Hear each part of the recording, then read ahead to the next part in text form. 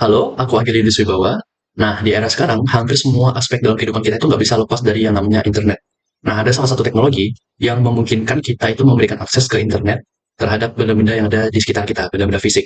Nah, jadi mereka itu bisa berkomunikasi melalui data, memberikan informasi, dan memberikan respons, dan bahkan juga dikendalikan dari jarak jauh. Nah, dalam kehidupan sehari-hari kita tuh sebenarnya udah banyak banget penerapan teknologi IoT, tapi mungkin kita belum sadar. Contohnya ini kayak AC, itu bisa menyala otomatis, bisa mati otomatis, atau misalnya ada kunci pintu yang bisa terbuka otomatis jika kita berada di dekatnya. Itu adalah salah satu penerapan dari teknologi IoT. Nah, di penerapan lainnya itu bisa kita lihat ada di smart home, smart city, ada monitoring kesehatan, ada sistem keamanan, dan juga industri. Nah, kemudian untuk MQTT itu adalah message queuing telemetry transport. Nah, jadi biar semua perangkat yang udah aku sebutin itu bisa saling berkomunikasi, dibutuhkan sebuah protokol yang ringan dan efisien. Nah, MQTT adalah salah satunya. Itu adalah salah satu protokol yang populer dalam IoT karena dia sederhana, nggak banyak ngabisin bandwidth dan mampu mengirim data secara cepat bahkan dalam kondisi jaringan terbatas. Nah, selain itu MQTT itu nggak menuntut perangkat untuk saling terhubung langsung. Jadi selama ada satu yang menjadi broker, semua komunikasi bisa berlangsung melalui broker tersebut. Nah, dengan cara ini sistem menjadi lebih terdistribusi dan lebih mudah untuk dikembangkan. Nah, supaya biar lebih jelas, coba kita lihat bersama gimana sih arsitektur MQTT itu bekerja. Jadi ada tiga peran utama. Yang pertama itu publisher. Itu pihak yang ngirimin data. Nah, kita bisa bayangin sebuah aplikasi Python yang ngirim pesan login sebagai publisher di demonstrasi yang bakal dicoba teman saya. Dan yang kedua itu ada subscriber. Itu adalah pihak yang menerima data. Dalam kasus kita itu ESP32 yang menjadi penerima pesan sukses. Lalu menyalakan LED hijau. Adalah juga subscriber. Nah, jadi ada broker juga nih yang udah aku sebutin sebelumnya itu adalah yang berfungsi sebagai penghubung atau perantara komunikasi. Nah, semua data yang dikirim oleh publisher itu harus lewat broker sebelum sampai ke subscriber. Nah, terakhir sekali itu ada kata topik, istilah topik. Nah, topik itu adalah alamat tujuan komunikasi. Misalnya, saat kita mengirim pesan ke Faras. Nah, semua subscriber yang terhubung dengan topik itu akan menerima informasi yang sama.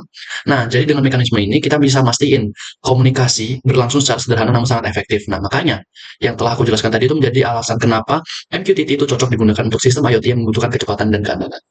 Nah, selain itu juga ada lagi nih alasannya, yaitu dia real time. Pesan cepat terkirim dan diterima, terdistribusi. Perangkat tidak harus terhubung langsung. Cukup lewat broker, scalable, itu bisa menghubungkan ribuan perangkat, dan yang terakhir ada fleksibel, karena ia cocok untuk pengaplikasian di kehidupan sehari-hari seperti smart home, industri, kesehatan, pendidikan, dan lain-lain.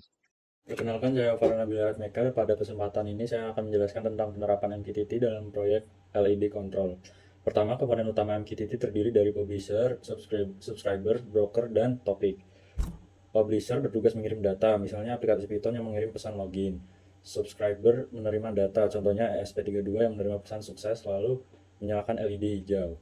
Broker adalah server perantara, misalnya broker hivemc.com, sedangkan topik adalah alamat komunikasi, misalnya faras/login/led. Cara kerjanya, publisher mengirim pesan ke topik di broker. Broker kemudian meneruskan pesan tersebut ke subscriber. Subscriber menerima pesan lalu melakukan aksi. Dalam proyek LED Control ini, aplikasinya adalah simulasi login. Jika login berhasil, publisher mengirim sukses dan ESP32 menyalakan LED hijau. Jika login gagal, publisher mengirim fail dan ESP32 menyalakan LED merah. Tujuan dari proyek ini adalah menunjukkan komunikasi real-time antara aplikasi dan perangkat keras serta mensimulasikan autentikasi sederhana berbasis IoT.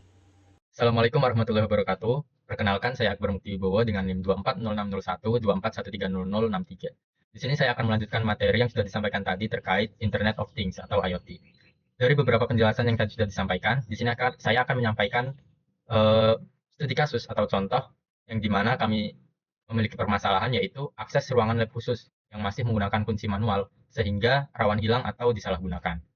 Nah, di sini kami menerapkan solusi berbasis IoT, yaitu sistem login dengan NIM dan password. Di sini kami menggunakan indikator LED yang nantinya apabila login berhasil, maka LED hijau akan menyala, kemudian akses akan diberikan. Akan tetapi ketika login gagal, LED merah akan menyala, kemudian akses ditolak.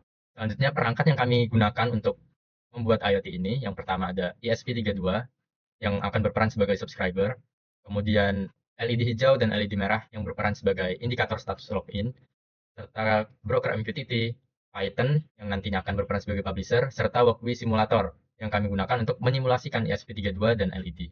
Untuk alur kerja dari sistem IoT yang kami buat, yang pertama nantinya mahasiswa akan menginput NIM beserta password di aplikasi Python. nanti akan ada tampilannya. Kemudian jika benar, maka akan mengirim pesan sukses ke broker. Apabila salah, akan mengirim pesan fail. Nantinya ESP32 ini menerima pesan berupa sukses tadi, kemudian LED hijau akan menyala dan LED merah akan mati. Kemudian apabila ESP32 menerima pesan fail, LED merah akan menyala, kemudian LED hijau akan mati. Status juga ditampilkan di serial monitor dan tampilan yang kami buat menggunakan Python tadi. Assalamualaikum warahmatullahi wabarakatuh. Perkenalkan, nama saya Faras Mizai dan di sini saya akan mendemonstrasikan bagaimana sistem IoT ini bekerja. Jadi pertama kita run code dulu, kode Python-nya yaitu TK Internya. Oke, kodenya sudah terrun. Kemudian kita masuk ke workflow-nya. Baik, workflow-nya sudah masuk. Nah, kita tunjukkan begini. Oke, karena koneksi MQTT-nya sudah berhasil, kita mencoba login. Pertama kita coba untuk cache yang benar dulu. 24060124120003 itu NIM saya. Kemudian kita masukkan password dari NIM saya yaitu WeWalk. Kita coba login. Oke, jadi di sini lampunya sudah berhasil menyala ya guys. Dan kita sudah berhasil login, yaitu login berhasil, lampu menyala, selamat datang Faras. Kemudian kita coba cache ketika dia itu salah. Kita coba masukin kode sembarang, misalnya kayak Prabowo. Login gagal. Coba makan, login lagi, gagal lagi. Gratis. Aduh, makan gratis ternyata programnya gagal ya. Jadi karena terlalu banyak gagal, kita menunggu selama 30 detik dalam hitungan mundur. Jadi kurang lebih programnya seperti itu ya. Cukup sekian untuk presentasi dari kelompok kami. Mohon maaf jika dalam presentasi kali ini kita banyak salah kata maupun perbuatan. Sebenarnya wassalamualaikum warahmatullahi wabarakatuh.